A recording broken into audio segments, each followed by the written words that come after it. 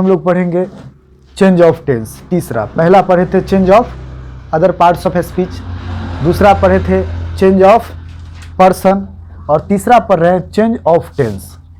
Tense में कब परिवर्तन करेंगे, कब नहीं परिवर्तन करेंगे, वो है। कोई भी परिवर्तन होता है नरेशन में, तो मैंने बताया है कि वो परिवर्तन जो होता है वो इन्वर्टेड कॉमा के अंदर जो सेंटेंस रहता है उसी को परिवर्तन करेंगे।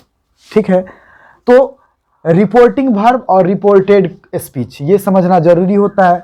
तो जो इन्वर्टेड कॉमा के बाहर रहता है उसको रिपोर्टिंग बोलते हैं, जो अंदर रहता है उसको रिपोर्टेड बोलते हैं। तो परिवर्तन आपको क्या चीज में होता है, इन्वर्टेड कॉमा के अंदर वाले वाक्य में।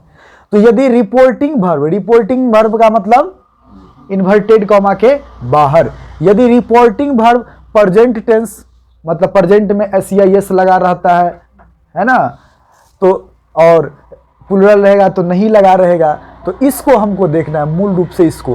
तो इसी के आधार पर, यही हो गया गार्जियन, इसी के आधार पर इसको हमको परिवर्तन करना होता है। तो यदि रिपोर्टिंग वर्ब मतलब इन्वर्टेड कॉमा के बाहर वाला वाक्य यदि प्रेजेंट में हो या फ्यूचर में हो, फ्यूचर में हो तो शैल विल लगा होगा, तो यदि प्रेजेंट और फ्यूचर में हो तो रिपोर्टेड स्पीच के टेंस में, रिपोर्टेड स्पीच में टेंस में किसी भी प्रकार का परिवर्तन नहीं करेगा। यानी कहने का मतलब सबसे इजी वे यही रूल है, सबसे इजी। अगर इन्वर्टेड कॉमा के बाहर प्रेजेंट टेंस हो या इन्वर्टेड कॉमा के बाहर फ्यूचर टेंस हो तो आगे का परिवर्तन टेंस में कोई नहीं होगा, जैसे है वैसे उतार दो। अब एग्जांपल से आप समझेंगे, जैसे he says he went to Patna, तो ही सेज है तो देखिए क्या हो गया, किस टेंस में, सेड तो नहीं है। पहले हम पढ़े SAID सेड पढ़ रहे थे, आज पढ़ रहे थे सेज पढ़ रहे हैं, तो ही सेज है प्रेजेंट टेंस में है। तो प्रेजेंट टेंस का मतलब है कि ये वाला अब जो है चेंज करेंगे तो ये जिस टेंस में है उसी टेंस में रखेंगे, कोई भी परिवर्तन नहीं होगा।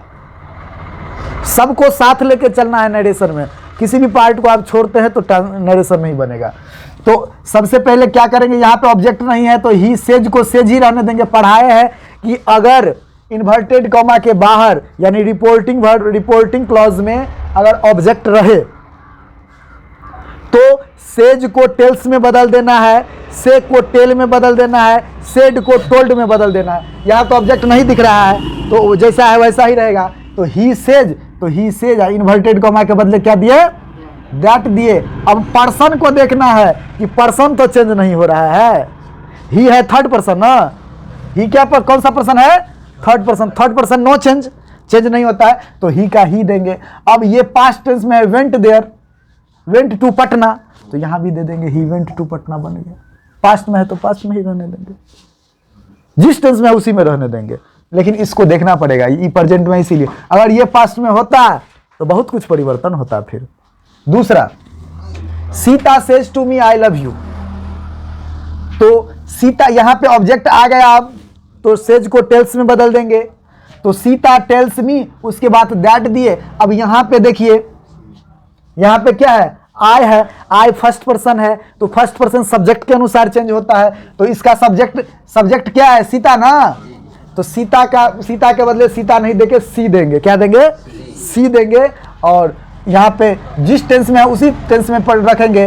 तो आई लव है तो बोलेंगे सर यहाँ लव्स क्यों दे दिए, तो आई के साथ एस नहीं लगता है, सी के साथ लगता है तो एस दिए। अब यू है तो यू के बदले मी क्यों दिए, तो यू कौन सा पर्सन है, सेकेंड पर्सन ऑब्जेक्ट के अनुसार, तो इसका ऑब्जेक्ट मी है तो इसीलिए यहाँ पे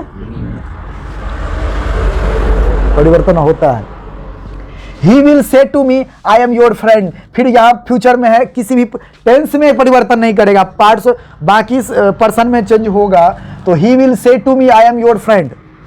तो he will say to me तो will रहेगा ही, से को सिर्फ टेल में बदल देंगे, he will tell me, और इन्वर्टेड कॉमा के बदले that, और I है फर्स्ट पर्सन तो सब्जेक्ट के अनुसार चेंज करेंगे। तो सब्जेक्ट तो ही है तो ही दे दिए। अब एम नहीं देंगे क्योंकि ही के साथ इज लगेगा। यहाँ पे योर है तो माई क्यों दिए, योर क्या हो गया, सेकेंड पर्सन ऑब्जेक्ट के अनुसार, इसके अनुसार, तो योर का मतलब मी में क्या हो जाएगा, इधर योर है तो माई हो जाएगा, मी तो नहीं दे सकते हैं तो माई फ्रेंड हो जाएगा।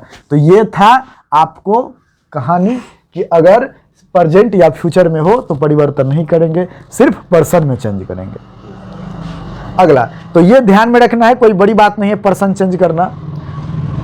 अब है रिपोर्टिंग वर्ब अगर पास्ट में हो, अगर इन्वर्टेड कॉमा के बाहर जो रिपोर्टिंग रहता है वो अगर पास्ट में हो और रिपोर्टेड स्पीच प्रेजेंट में हो, मतलब इन्वर्टेड कॉमा के जो अंदर वाला वाक्य रहता है वो अगर प्रेजेंट टेंस में हो, चाहे प्रेजेंट का कोई भी प्रकार हो, चाहे सिंपल प्रेजेंट हो, प्रेजेंट कंटिन्यूस हो, प्रेजेंट परफेक्ट हो या प्रेजेंट परफेक्ट कंटिन्यूस हो, तो परिवर्तन किस प्रकार करेंगे। बाकी का पर्सन का होते रहेगा, पार्ट्स ऑफ स्पीच क्या होते रहेगा, लेकिन टेंस में किस प्रकार का परिवर्तन करेंगे। इसीलिए बोले हैं सबको साथ लेके चलना पड़ेगा, इसमें सब रूल सब कंसेप्ट को ध्यान में रखना पड़ता है। तो सिंपल प्रेजेंट अगर रहेगा इन्वर्टेड कॉमा के अंदर तो उसको सीधे सिंपल पास्ट में, जस्ट अपोजिट, 1 का 1, 2 का 2, 3 का 3, 4 का 4, मतलब अगर सिंपल प्रेजेंट में है तो सिंपल पास्ट में ले जाएंगे, अगर प्रेजेंट कंटिन्यूस में है तो पास्ट कंटिन्यूस में ले जाएंगे, अगर प्रेजेंट परफेक्ट में है तो पास्ट परफेक्ट में ले जाएंगे, अगर प्रेजेंट परफेक्ट कंटिन्यूस में है तो पास्ट परफेक्ट कंटिन्यूस में। कहने का मतलब अगर एस या ईएस वाला पार्ट दिख जाएगा या प्रेजेंट वाला तो उसको डायरेक्ट क्या चीज में ले जाएंगे, V2 वाला में, पास्ट वाला में ले जाएंगे। अगर M is are plus V4 वाला दिख जाएगा तो उसको वाज वेयर प्लस V4 वाला में ले जाएंगे, नहीं ले जाएंगे, सीधे प्रेजेंट से past, same to same am is are को सीधे वाज वेयर में चेंज करना, V4 वैसे ही रहेगा। अगर हैव प्रेजेंट परफेक्ट में हैव हैज लगता है ना, हैव हैज प्लस V3 लग जाएगा तो हैड प्लस V3 में ले जाएंगे। अगर हैव बीन हैज बीन दिख गया, हैव बीन हैज बीन, तो उसको हैड बीन में ले जाएंगे। कहने का मतलब जो प्रेजेंट में है उसको सीधे पास्ट में लेके चल जाएंगे, सेम टू सेम, लेकिन मतलब सीक्वेंस बराबर होगा। Simple present simple past, present continuous past continuous, present perfect past perfect, और present perfect continuous past perfect continuous. Have has been रहेगा तो हैड बीन, समझ गए।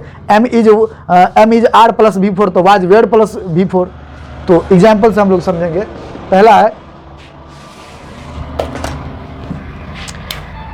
पहला he said to me he goes there. अब यहां पे तो सेज नहीं है, प्रेजेंट नहीं है, हम बोले थे क्या कि अगर ये पास्ट में रहेगा तो अब टेंस में यहां पे चेंज करना है। तो ही सेड टू मी, तो पहले इसको चेंज कर लेंगे, सेड टू मी के बाद ऑब्जेक्ट है तो ही टोल्ड मी, इतना तो सबको आता है। और उसके बाद इन कॉमा के बदले दैट दिए। अब ही थर्ड पर्सन है, कोई चेंज नहीं करना है, थर्ड पर्सन है तो ही का ही होगा। अब यहाँ के देखिए ये सिंपल प्रेजेंट है ना, गोज है तो सिंपल प्रेजेंट, इसको सीधे सिंपल पास्ट में लाएंगे तो गो का पास्ट में V2 वेंट हो जाता है, वेंट टू स्कूल बन गया। वो चेंजेस नहीं होगा सर, क्या टू स्कूल नहीं, टू स्कूल टू में क्या है, कुछ नहीं। उसके बाद है दूसरा, he said I am teaching the children, he said I am teaching the children, तो ही सेड है तो इसमें ऑब्जेक्ट नहीं है तो ही सेड ही रहेगा।